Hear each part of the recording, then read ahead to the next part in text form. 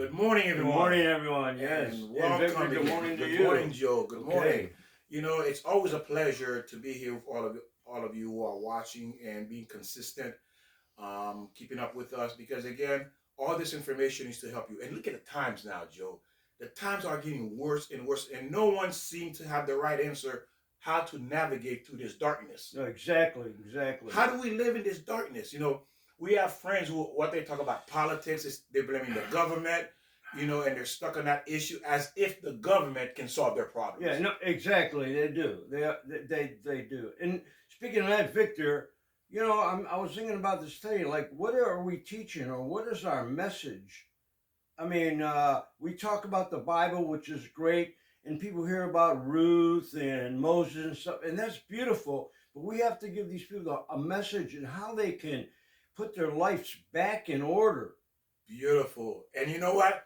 Everybody lives pretty much is in shambles. If you are not with God, it's in shambles. Why? Meaning that you trying to get pieces here and there trying to piece it, but the pieces you're getting from here and here are the wrong information. Well, yeah, I want to top on that and say that, I think everything that we have learned, unless you're really on board about everything, if your life is on track, but forget about everything you learned, Victor. Don't forget what everybody's told you. Again, unless you don't want to forget about math and all that. But I'm talking about life in general. Forget about that. Get down. Remember, I mentioned in one video, go somewhere by yourself and talk to yourself. I know everybody says you're crazy when you talk to yourself, but you got to talk to yourself and understand what you want, not what your mother wants or what your father wants or what your husband. What do you want out of life? I mean, you got to bring that in harmony with everybody we live with. You can't just live by yourself. But what do you want in life? What is your desire? What is the goal that God has given us? That's what we got to function on. You got to find your purpose in life. And Joe is right. It's your purpose. It's not your parents' purpose. Okay? It's not your parents. It's not anyone else's purpose. Every one of us has been given a specific purpose here. Exactly. We came for a purpose, okay, to accomplish. And again, Joe is right as what he's saying. You have to find time to yourself and to examine your deeds, to examine where you are. Oh, yes, very good. To examine where you've been and where you're going. We always talk, and we got the word on the board here, obligation. I hate to be redundant and boring, but we all have an obligation, Victor. What is our obligation in life? What has God given us? What does God want us to do? Not to do drugs, not to, we have to do what our responsibility. And that's an easy question, Joe. You know what it is? What is it? The question is this. Well, the answer is this, or the question, if you will. And then the answer is in that question is, am I happy? Oh, yeah, exactly. If what I'm doing yes. is what I'm doing making me happy, am I happy with what I'm doing? Is it leading me where I want to be? And you know why we're not happy? We're always trying to please someone else. We're not trying to please ourselves. And that's good to try to please people. I'm not saying don't please your parents or your child or your husband or your wife, but please yourself. And again, as we mentioned in the previous video, is that how do you do that? First, you have to fix yourself. You do. Well, you know what? I asked a friend of mine one time, I think I said this on one of the videos. I asked him, who do you think is the most important person in your life? And he said, well, my children. Well, that's beautiful. But you know who's most important, Victor, is yourself. Yes. Because, Victor, if you don't fix yourself, how can you fix anyone? How can you take care of anyone? If you're sick because you're doing whatever you're doing, not eating healthy, you're not taking care of yourself. You can't take care of anybody else. What Joe said is completely true, and I agree with that, and I'm going to show you as well. Is when you get on an airplane and they giving you that quick crash course, what do you do in case of emergency? Yes. The first thing they say, if you travel with children, you, the parent, put the oxygen mask on first. Yeah, very good. Yes, yeah. Victor. Wow. Why me, the parent? Because you're a parent, you know what to do. You want it? So you want to be conscious to be able to take care of your kids. Yeah. If you pass out, your kids are alive, what's going to happen? He's doomed too. Exactly. Because he doesn't or she does not know what to do because they're children. So you have to get the oxygen first, then your kids is second. You see that? So there is order, but it's because we don't understand where that order is coming from. And we don't understand the master, our creator, our God, our Lord, who has given an instruction how to live in this world. Exactly. And we're putting people first that we're not supposed to put first. And if you feel, well, I don't know my situation in life, what is my, what you're supposed to be doing, and the gift God has given us is whatever you love to do. Again, I mentioned this many times. If you like to draw, if you like to paint, if you like to write, if you like to cut grass, if that's your passion, whatever you like to do, if you want to be a doctor, if you want to be to help people, you do what you want to do and focus on that. And I think when you do that, Victor, you focus on yourself, the obligation, the gift God has given us. You're gonna find life. And the beauty of this is what Joe is saying. Obligation is this: God put a structure. What is the structure? The structure is man first. He's obligated because he made a contract between him and God. Right. The contract That's right. is between man and God. It wasn't between man and woman. It was man and God. And now the contract goes from God to man, and then from man to the woman. Well, what did God do with Moses and Noah? There was a covenant. Yes. That's a covenant, okay.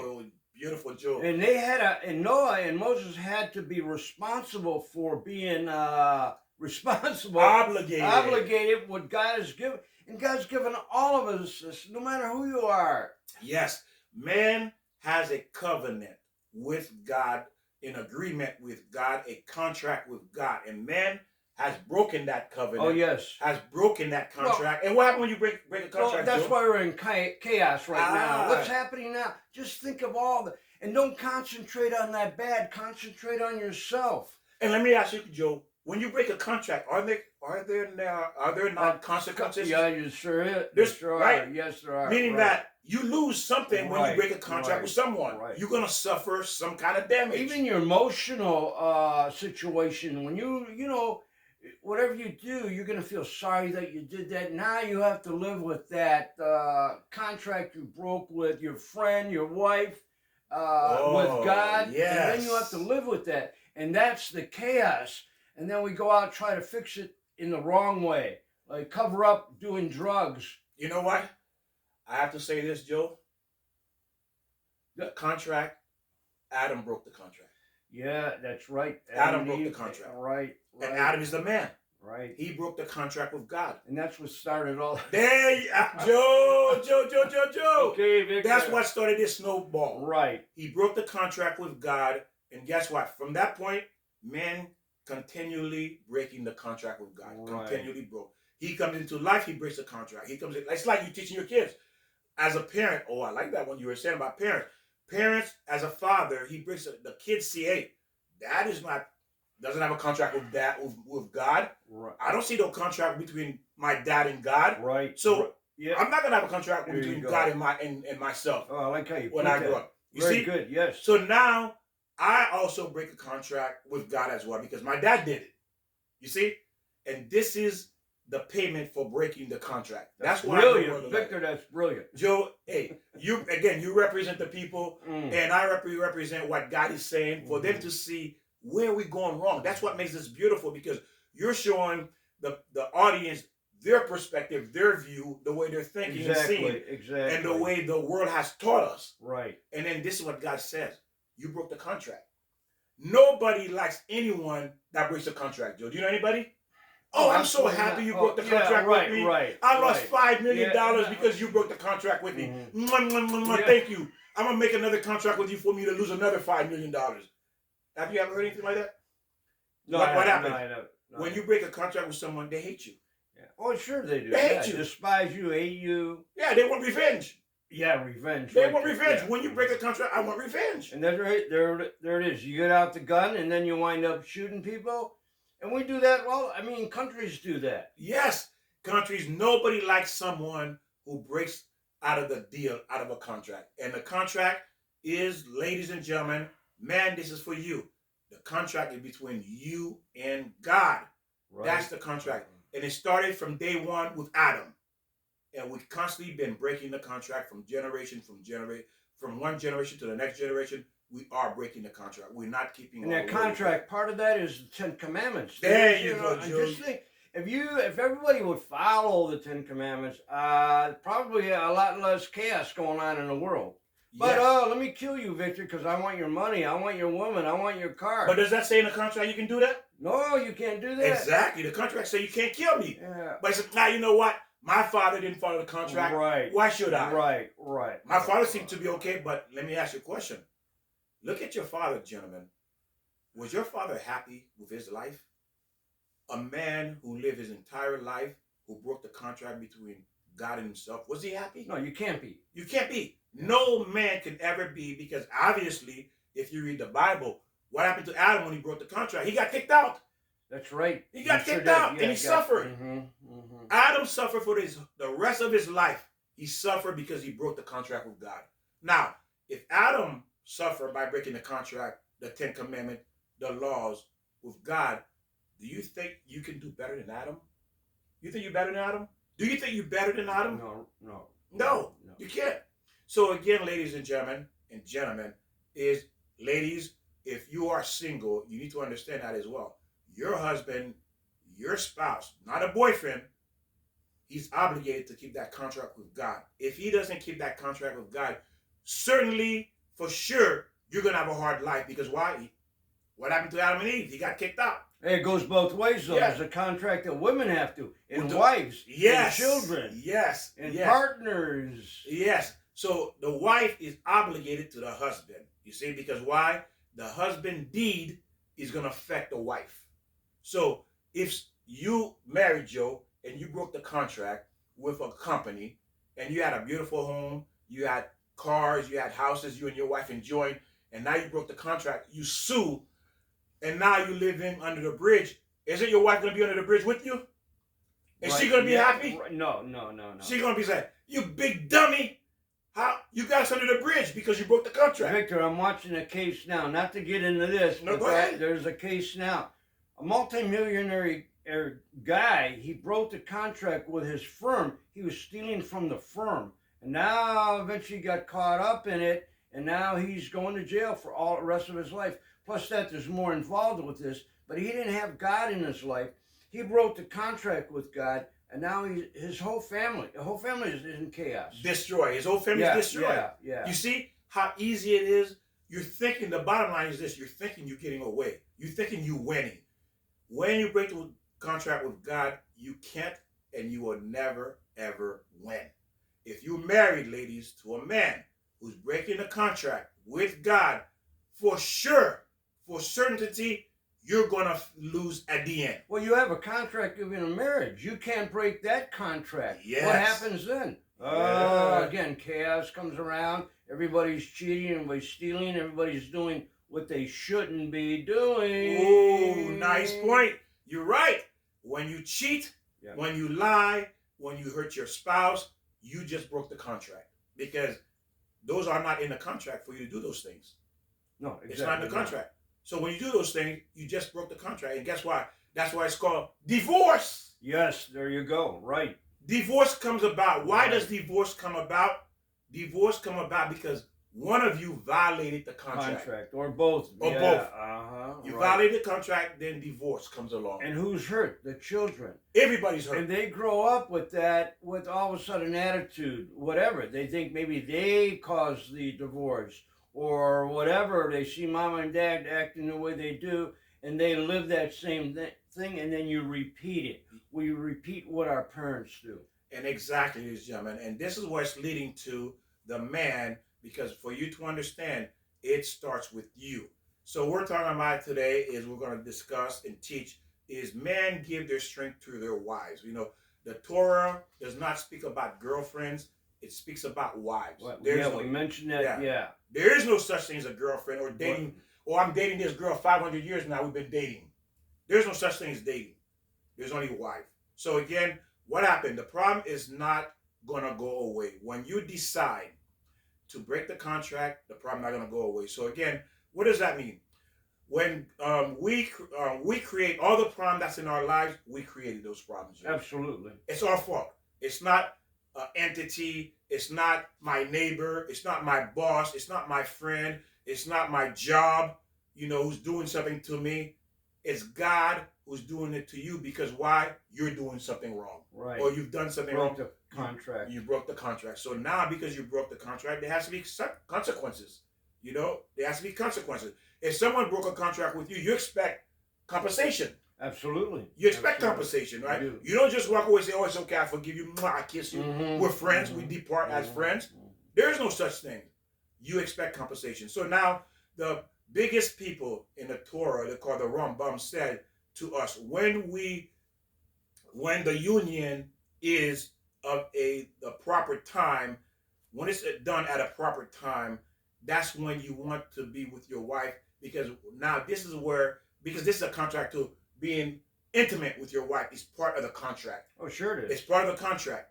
When it's done properly, there's our blessing. So when you intimate, having sex with your wife, there's a way of doing it. God says for men, there's a way of doing it for women as well, but more so for men because the contract is with the men.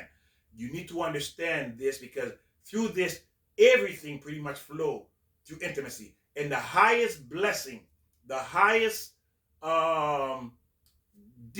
good deed a man can do on earth is intimacy. Nothing is higher than that. Nothing is higher than that. Why? Because there's many reasons, but one of the main reasons because you're bringing the soul down into the world. And the soul needs to come into a pure vessel. Well, that's part of us when we're watching, the wrong programs, that there's no sensitivity in a relationship. It's always, well, let me use the term, wham, bam, thank you, ma'am. Let's get this going, wham, bam. It's, you got to be tender and loving and considerate and return what you get for the wham, bam, thank you, ma'am. Yeah. You get a little puppy for a son. You get a pit bull for a son. Right. You get a gorilla for a son. Right. You get a snake for a son. That's what you get for a son or a daughter. A pit bull, a slut, a snake, a gorilla. Because why? That you bringing down one of the most disgusting soul, an evil soul. You brought down, and that soul becomes your child. Well, to bring that together, people can't understand that. But what would happen if you did drugs? I mean, and that's what's happening now with all the kids. They're born with all this heroin and cocaine in their system. So that's in a way what you're saying. When you have like a bad relationship, or you don't really, what are we talking about? The chaos of making love, and it's like we're saying, wham, bam, thank you. Then that's what happens. That's when we do the drugs. It gets in our system. And what kind of child are you going to have? The children we have now. So we're blaming children. What's wrong with these kids? Who should we blame? The parent, because what was wrong with you? And Joe brought a very important point. When you're doing drugs, all these things that destroy the physical body of a human being, you have to keep in mind as well as this. There's no way you're going to be in the right state of mind to bring a good child into this world. First, the body is already probably corrupted already, full of poison, full of venom. That's already destroyed the body. So therefore, God's going to give you measure for measure. Exactly. You brought a bad physical body into this world in an improper way. So I'm going to give you the most wicked, evil soul to come into this body. Because this wicked, evil soul doesn't deserve a good body. So you elected yourself unknowingly to get this evil soul. You say, God, give me this evil kid. Please give me this evil kid. Why? I got drugs in my system. I got heroin in my system. I got crack in my system. I have cocaine. I have beer. Hey, I shot myself up. I shoot. Give me this evil soul. That's what you're asking for. You're begging God to give you this child. One day gonna kill you, gonna abuse you, gonna put you through hell on earth. Well, what do they say even about cigarettes? If a woman, or even the man, even the man, if you have drugs in your system, and the woman's without any drugs, you're still bringing that sperm with all kinds of drugs into the woman, and that's going to be chaos. And then you bring kids who are defective. They have some kind of disability, and now you have to spend your entire life taking care of this disabled kid. What I want to mention is this, a little bit off the subject, but they say when we work out, like let's say with weights, you have to concentrate on the muscle. When you're working out, concentrate on, think of all that blood going into the muscle. So same thing. You don't have to think about anything except love when you're making love, but that's what, have a clean, clear conscience and mind Not just, hey, come on over here, baby, let's do this. Bend over. Well, I don't mean to get pretty gross here, but Victor, let's talk about real. And let's that's what be real, Victor. And that is, we are being real because that's what people are doing out there. This is the way they're pursuing intimacy. They're pursuing what they call love. That is not love in God's eyes. Wrong. That kind of behavior is a behavior of an animal. And when you behave like an animal, God says, I'm going to give you an animal. Your child going to be an animal. And you're wondering what's wrong with this child. Well, you behave like an animal, so that's what you have to raise. Yeah, exactly. You have to raise a little baby tiger. There you go. A baby chimpanzee. That's your job now. Because you behave like an animal, you're going to raise an animal. Bottom line, whether you like it or not, that's what happens to people. And again, we're teaching you why these things are happening. You're questioning, why is my son like this? Why is my... Well, think back. How were you with this person? Exactly. So you can't blame God for having a little tiger, a little pit bull for a child. You brought this upon yourself. We do, exactly. You know? So all these problems we have, we are the cause of it. So again, we're teaching you to understand why these things are happening in your life, so you have clarity. And if you have done this, if you have children who have not yet have children, you can tell them, hey, don't do what I did. Or don't do what my friend have done, because that's why his or her child are like that. So we're moving forward. So now, again, gentlemen, if you don't learn, you can't lead. You know, you cannot lead. There's no way anyone's going to have a happy life if you don't learn how God designed this world to function. Because we're going against the wave.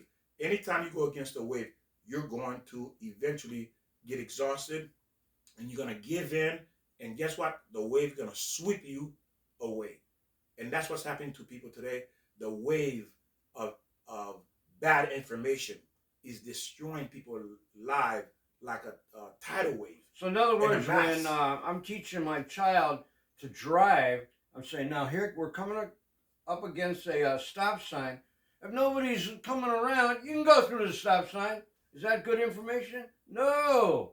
You got to stop. I mean, we try to teach her because we don't want them to crash or whatever, hurt anyone, hurt themselves.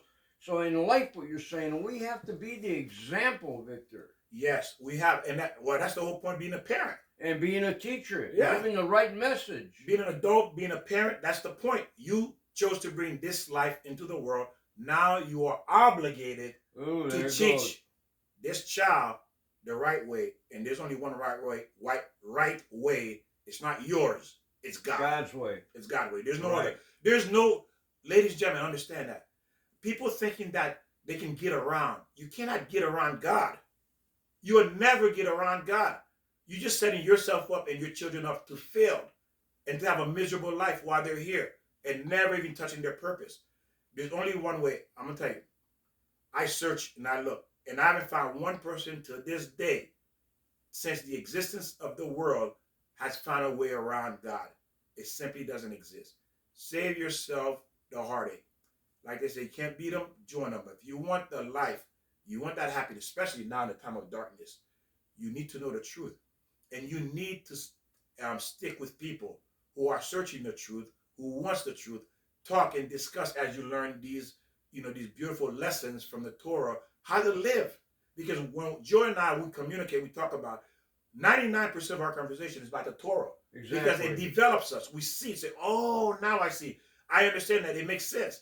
Why? We are educating ourselves. The more we learn, the less mistakes we're going to make. Right. And what we're saying here is not, don't listen to Victor and I, but we're saying where to go to get your message. Yes. I mean, not that we're not anybody. We're just giving you what we've read and learned. Yes. We are what we call parrots. We're a parrot, exactly. Yeah. Every human being is a parrot. Yeah. You didn't go do the research to say, hey, I found it. You don't know any more than me. I don't know any more than you. We're all dummies. Yes. But unless you read. We got to read. You got to understand. Where do you get that? Not from Victor and I, but what we're telling you where to go. The Torah, the Old Testament, the Bible, whatever is in your heart. Go with that. Follow that. And this is where we're coming from. And a lot of people decided to throw the manual aside, the manual of life, the manual of peace, the manual of joy, the manual of prosperity aside, the blueprint. Yeah. And then say, you know what? I'm going to go with my design, with my manual. Well, we were talking about orchestra. So, in other words, Victor, you're saying if I'm in an orchestra and I see the conductor and we're playing Mary Had a Little Lamb, I'm going to do Jimi Hendrix. Does that work out? You know, I got to go with the conductor. I got to go with the flow. I got to go with my friends. and what happened is you end up messing up the whole thing. You're out. And there you go. The conductor had to say, you're out. Sorry. Because you're not part of this team. Because why?